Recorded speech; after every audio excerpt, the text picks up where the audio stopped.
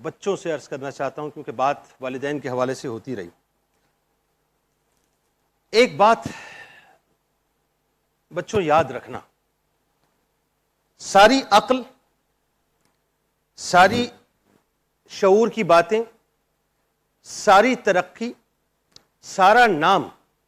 سارا مقام، ساری طاقت، سارا حسن و جمال، ساری پی آر، ساری شہرت، ساری عزت، جو کچھ بھی آپ کے پاس ہے نا، جو کچھ بھی آپ کے پاس ہے یا جو کچھ بھی آپ کو ملے گا،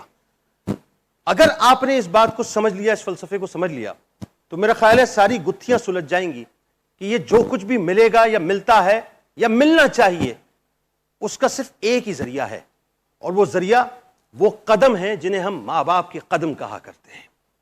آپ نے اگر اپنے ماں باپ کے قدموں کو پکڑ لیا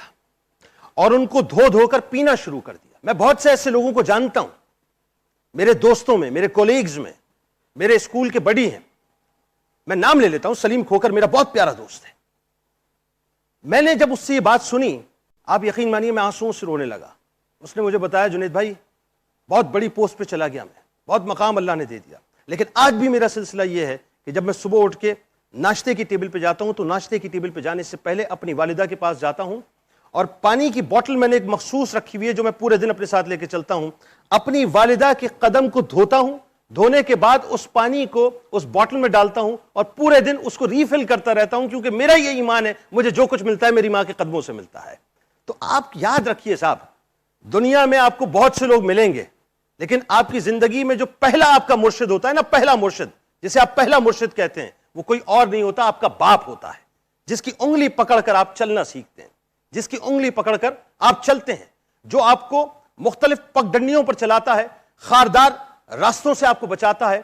خاردار جھاڑیوں سے آپ کو بچاتا ہے، آپ کو ریگستانوں سے بچاتا ہے، آپ کو تپتے صحراؤں سے بچاتا ہے، اور دھوپ میں آپ کے لیے سائبان کا کام کرتا ہے. وہ خود تپتا رہتا ہے، آپ کے لیے سائبان کی طرح کھڑا ہو جاتا ہے. اس تپش کو محسوس آپ نہیں کر سکتے جو ایک باپ محسوس کرتا ہے، آپ تو صرف اس سائے کو محسوس کرتے ہیں جو باپ کی موجودگی میں آپ کو سایہ ملتا ہے. تو یاد رکھیے گا، دنیا میں آپ کا پہلا مرشد آپ کا باپ ہوتا ہے، جس کی انگلی پکڑ کر آپ چلنا سیکھتے ہیں. بچہ جب آپ نے دیکھا ہے کبھی اس بچے کو، بچوں سے مخاطب ہوں، ان بچوں کو دیکھیے گا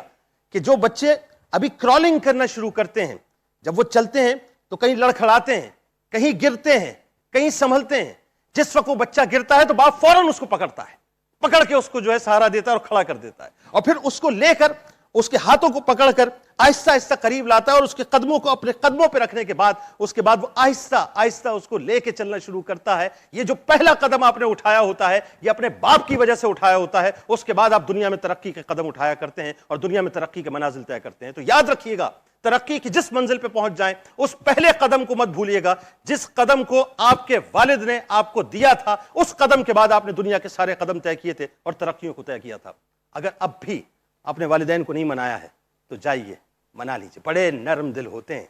بڑے نرم دل ہوتے ہیں، کیونکہ جو آگ آپ نہیں دیکھ پا رہے ہوتے وہ آگ ان کو نظر آتی ہے. اولاد کو نہیں معلوم ہوتا کہ وہ دامن میں آگ سمیٹ رہی ہے، ماں باپ کو معلوم ہوتا ہے کہ وہ آگ سمیٹ رہی ہے. وہ کڑتے اس لیے ہیں کہ ان کو معلوم ہوتا ہے کہ ان کی اولاد